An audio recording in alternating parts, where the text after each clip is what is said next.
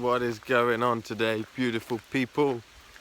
Hope you're having a lovely summer as it kicks into full swing. I am having a great time.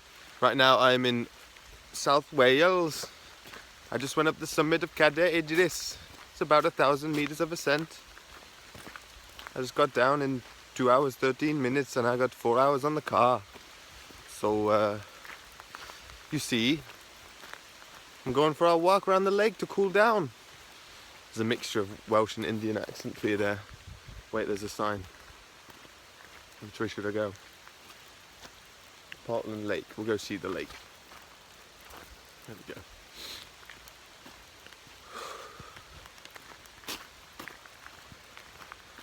And the rain is so good if you're prepared for it. I really don't mind. Look how happy this all is. This loves the rain. It's very grateful. Look at these lush green mountains.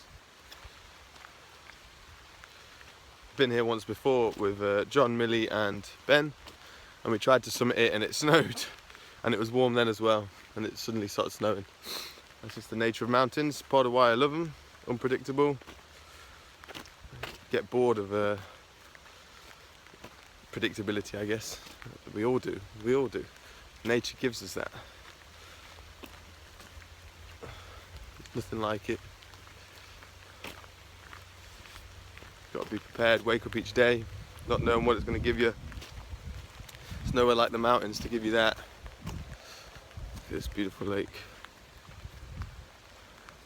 This weekend I was at UK, what was it?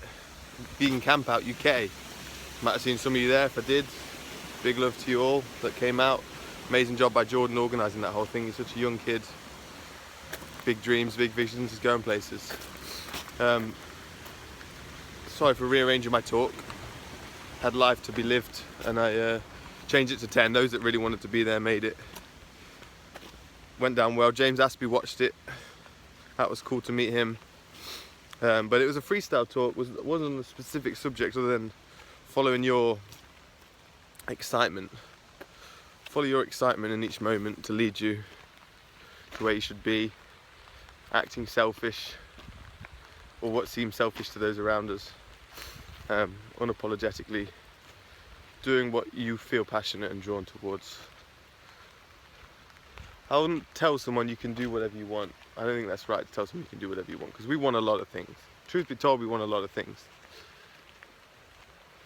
I tell someone you can do whatever you're passionate enough about to get, you can have or do whatever you're passionate enough about. And that's it. You've got to follow that passion, follow your bliss. If you, I knew that quote was good, and then I watched The Secret, and it's years ago, early on in the journey, and it said, "Follow your bliss" is probably the truest, one of the truest statements, 3 words ever said, and it wasn't wrong.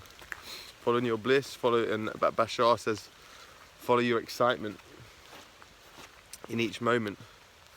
Following your highest excitement. And in the talk I talked about how I was, I didn't even mention, like, I missed things out, but football, I played on my hands a lot, did loads of handstands, then I got into football and that took over, then I got into breakdancing and that took over. I remember not being passionate about football at all, I was just practicing celebrations and flips at training. And then got into parkour, and then eventually I missed a parkour breakdancing practice because I was out training parkour, and my breakdance crew got frustrated with that.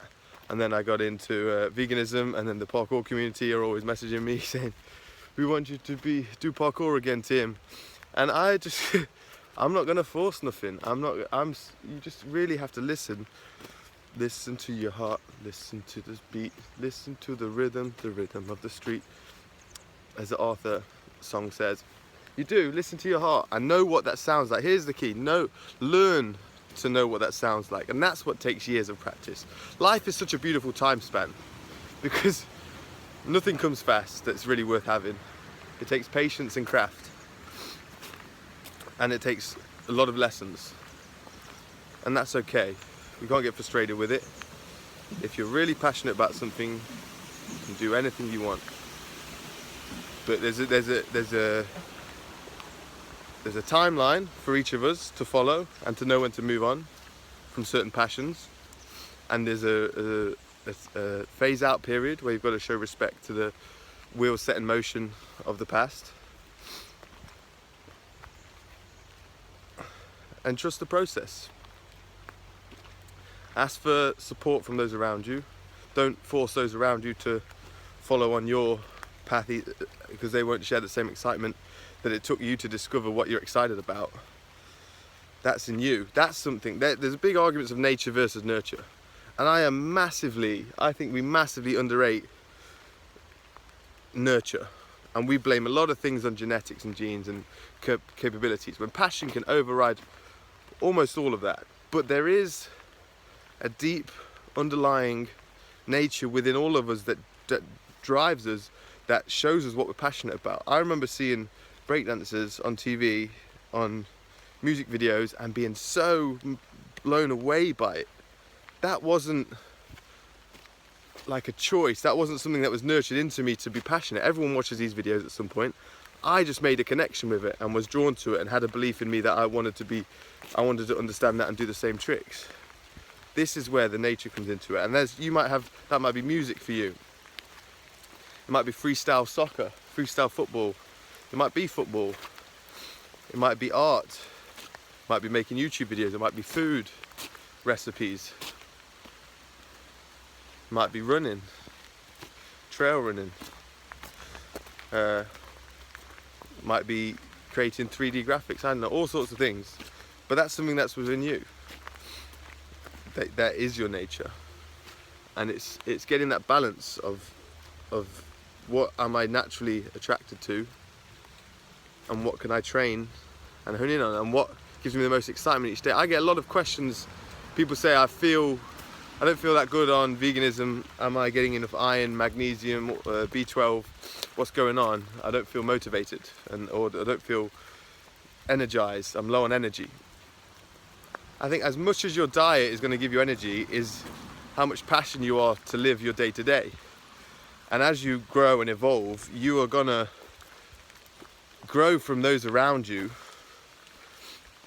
If you are an adept and you put the pressure on yourself to constantly evolve without anyone around you putting it on you.